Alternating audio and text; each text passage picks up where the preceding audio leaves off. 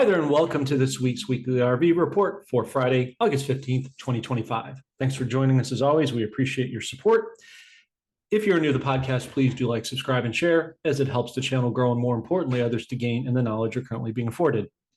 Now, to get the legal disclaimers out of the way, as we typically do, excuse me, I'm not a financial advisor, nor am I a guru or a prophet, nor does this report constitute financial advice. It's just merely quality information for you to use in order for your own personal discernmental authority and ability.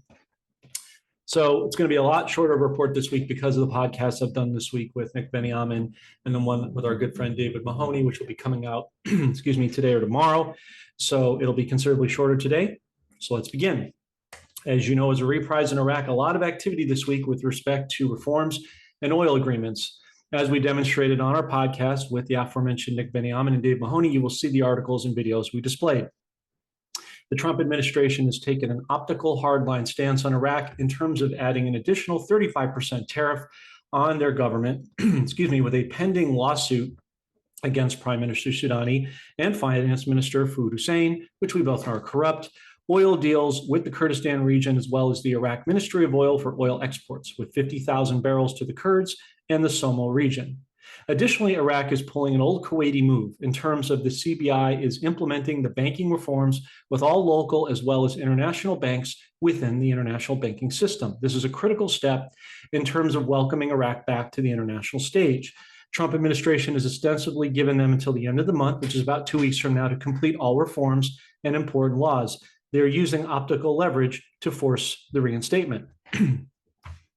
With respect to Vietnam, they've also made the news this week in terms of their optical involvement with XRP, as their finance minister, Nguyen Van Tang, has announced that their central bank will use XRP for all cash and bank deposits. The ISO 2022 side of the new financial system has officially interlinked itself with the physical fiat side, as we demonstrated again on Nick's podcast, that the ISO 2022 had specific codes for both the dinar and dong, respectively.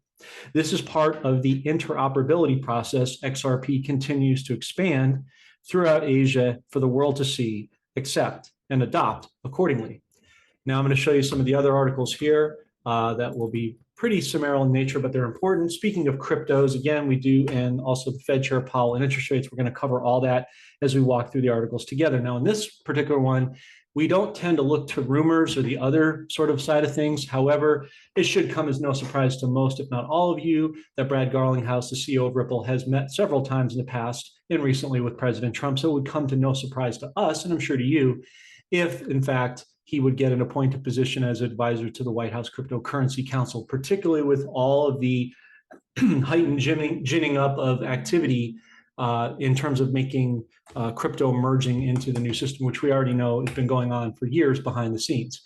If this becomes true, well, I think we know it will be at some point, the price of XRP will reach unimaginable levels. We all know what that means. So we know we're sitting on a gold mine here. Now, purely out of curiosity, I wanted to know, just out of research, how many people does the internet think know about or have actual XRP? So I could have used Free Spoke or Brave or any of the other great sites, but I just want to see what the mainstream would say, how much of the population knows. Well, according to AI Overview ChatGPT, it's a relatively known cryptocurrency. The percentage of global population that's actually aware and understands it is really low. Estimates are between 1 and 2 million people. That's not even close to 0.1%.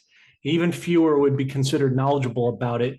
Well, since you've all asked us to do many crypto videos, which we have now fulfilled, both with Old Glory and with our great team member, John Goulet, you've all asked for it. So that proves that point. All you need to do is talk to friends, neighbors, or business colleagues and ask them what they know about crypto or XRP. Chances are they may have heard of it, but they have no idea what it is, how it works, or to even have any. Here's the point. The cabal deep state media is not interested in people becoming their own central bank and investors because it would take the power away from them. This we know.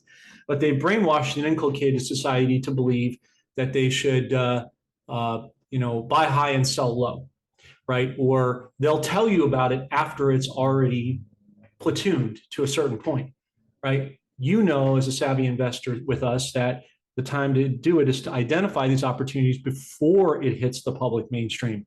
This could take, I don't know, a year, 2, 3 years before the public really starts to understand the power of it. At that point, we've already moonshotted and done what we need to do in terms of the currencies. And they probably will hear about the currencies, but again, it's after the fact. And that was kind of the chief point I was making. Moving on, John Galea has talked quite a bit about build on Stellar. Well, this is as of yesterday, testnet reset today, getting ready for protocol 23. This reset clears testnet ledger entry. So please be prepared to recreate any need to see persist. In layman's terms, they're getting XLM backed by Silver, Stellar, Lumens, we've talked about many times before. It gets it ready for the international blockchain. And as we talked about with Old Glory, we could see a scenario or situation whereby XRP and XLM intermerge in terms of interoperability, both for safety, security, privacy, and profitability. Remember, to date, XLM has never been hacked. So for those of you concerned about security, that's a significant point. Okay, then we go here. This is as of this morning. We'll go down here. President Trump's SEC Chair Paul Atkins has affirmed that the SEC is mobilizing all of its divisions in order to make the U.S. crypto the capital of the world. So again, in terms of heightening it to the public's awareness, you're seeing this proliferate more and more and more. And the more they do this, the better it is for our investments accordingly. Okay, now I'm going to take you to this article here. Fed Chair, current optical Fed Chair Powell is talking about next week, speaking amid speculation on rate cuts and his replacement tacitly. Well, we already know, folks, they're going to do rate cuts because they've already come out and said it. I believe I have one article here. Here we go. According to Reuters, a well-known, not necessarily respected, but a well-known publication is already admitting that they're going to cut rates in September and once more this year. So there's a couple ways they could do it, folks. They could do a 1% basis point cut in September, October, November, or as Scott Bessent, the Treasury Secretary, has talked about, we've shown this article on our Telegram, which you can see listed below here in the description or in the bottom of the video. You will note that they could do 1.5 basis points in September and another one in October. President Trump has stated that he would like the interest rates to be at least 1%. I think he's going to get it down to 0 at some point this year. And that just means that's the ultimate optical detonation of the Fed as the public once knew it. And the more and more this goes, the more and more they will accept and appreciate the notion of it, because it benefits people to not have a property tax, income tax, or capital gains tax. Anybody who owns a home or any sort of land or has a job certainly can appreciate that perspective. Okay, and then a little quick one here. According to Walter Bloomberg, Scott Bessent says going to retain gold as a store of value. Well, since it's not going to be tariffed because it's going to be the gold standard. And today is a significant day, folks, on the 15th, because today is the day that, as you know, President Trump is meeting with Putin. Also, Bessent is there. So that's significant, folks, because that means peace and prosperity.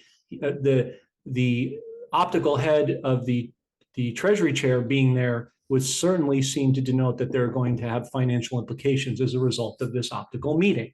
So that's what that means. And then you have today the 54th anniversary of Nixon and Kissinger taking us off the gold standard. What a, quote, coincidence that Trump will be reversing that. Again, he's already built the Fed into Treasury, but the public doesn't yet know that. Okay, and then we go to this little short, we go to this short video clip I want to play for you when it comes up. It's Treasury Chair Bessent speaking. It's only about a minute, so please indulge me and take a brief listen to that as I cue up the sound so you can actually hear it. Here we go. The president's tariff plan brought in more than $28 billion in July, a fresh monthly high. Tariffs are becoming the third largest source of income for government. And the last time you were with me, you told me that you would expect $300 billion in tariff revenue, but I think you are increasing that expectation right now, aren't you? I am. So I think August, September is going to be a very good test. I've been saying that I think we can take in $300 billion, and as the Treasury Secretary, I like to be conservative, but there's a chance that I'm going to have to substantially upgrade that number. And Maria, the way to think about it for your viewers is every $300 billion is 1% of GDP. We were left with a mess. The deficit to GDP, 6.5, 6.7%, highest when we were not in a recession, not at war. So just the tariff revenue can bring that down into the fives which fits with this administration's plan of getting the deficit to GDP back into the threes, the long-term average, before President Trump leaves office. Which will not be for a considerable period of time, but that's another story for another day.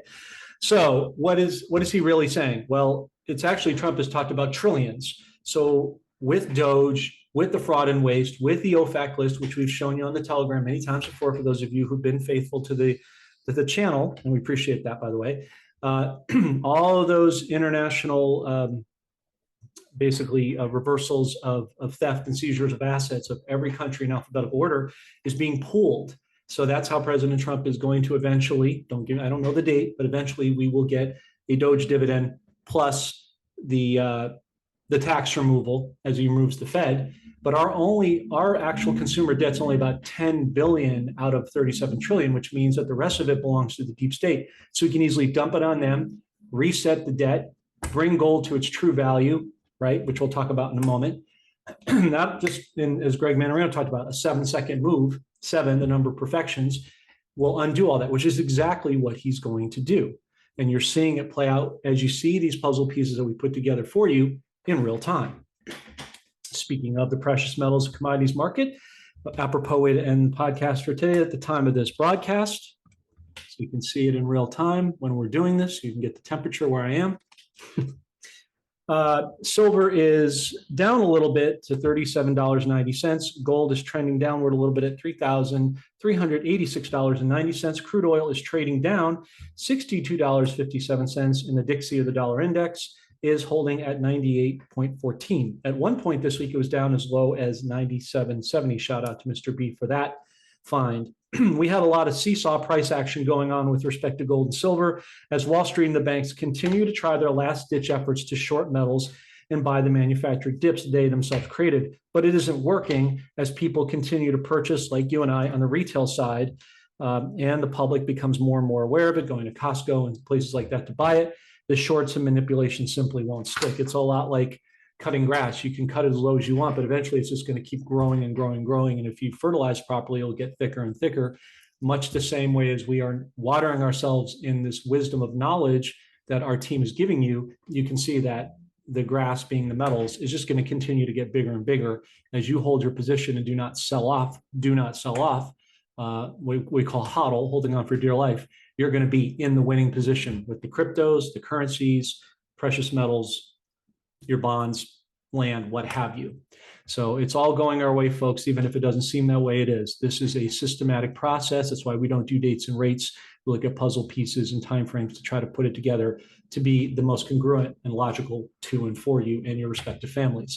Well, that does it for this week's RV Report. As always, any news breaks come out, we'll get it to you summarily. Thanks for watching. Take care. God bless. Goodbye for now.